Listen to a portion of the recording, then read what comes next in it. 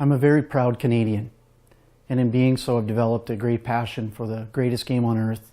It's the sport of hockey. Hockey's been a big part of my life since I was a little kid. Recreation now, but when I was young, I played on an outdoor rink till I was 12 years old in a northern town in British Columbia with friends and cousins. One of my cousins actually made the Quebec Nordiques. He was drafted way back when. It was a very exciting time for us. From there, I continued to play. I played AAA, high-level hockey, most of my young life, and now it's for recreation.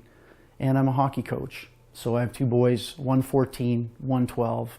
My 12-year-old still plays. He plays Pee Wee 1, of which I'm the head coach here in Calgary, Alberta. My older son, Dylan, when he was young, was diagnosed with on the autism spectrum. It was a big shock, and you worry as a parent what that's going to mean for your little guy. And I wanted him to be in hockey, so that presents a whole bunch of other challenges. He never wanted to play, but when my young son turned 5, decided to join Timbits, my older boy came up to me and said, "Daddy, I want to play too." So I got two boys in hockey in the same year, which was great, very exciting times. And for my older son, Dylan, skating was a big challenge. It was a big risk, and he's not a risk taker. So for the first 8 weeks, all he would do is walk and glide. And I remember thinking to myself, how am I going to get him to take a stride?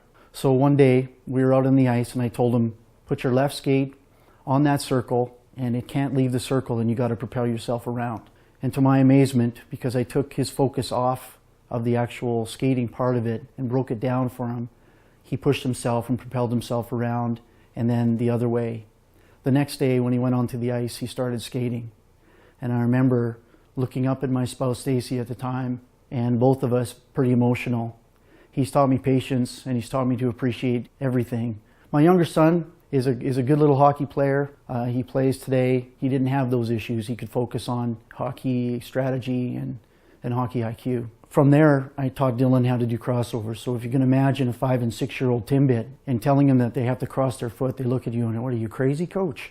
So for Dylan, it was the same thing. I had to actually give him my stick and take him around so that he knew he was safe, and so that he could practice that crossover motion and knowing that he was safe. And then after I let him go and try it on his own, he actually did bring his skate to his toe, which was a remarkable step for him.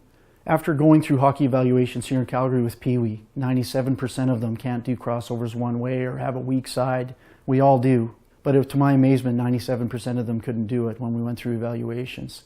And really our vision is to have, second-year Timbits, so 6-year-olds coming out of hockey in the Timbits age and being able to do crossovers forwards and backwards. So that was my hockey world. In my business life, my background is aeronautical engineering. So I brought a couple of good friends of mine, Gerard Bolio, who's a computer science engineer and good friend, and Rob Lexa, who's a similar background as me, but runs a machine shop here, a fab shop here in Calgary. And we got together and we created a skating machine, a device inspired by my sons that could help kids master the art of the crossover at a much earlier age, so that by the time we got to Pee Wee, we could flip things on his head, and maybe 97% of them 8 years from now will be able to do it, and we'd be able to focus on some other things. For my young son, it was not about him not being able to do it. It's about breaking it down so that he could consume it. And I remember him saying to me, "I'll do it my way, Daddy." And he still says that to this day.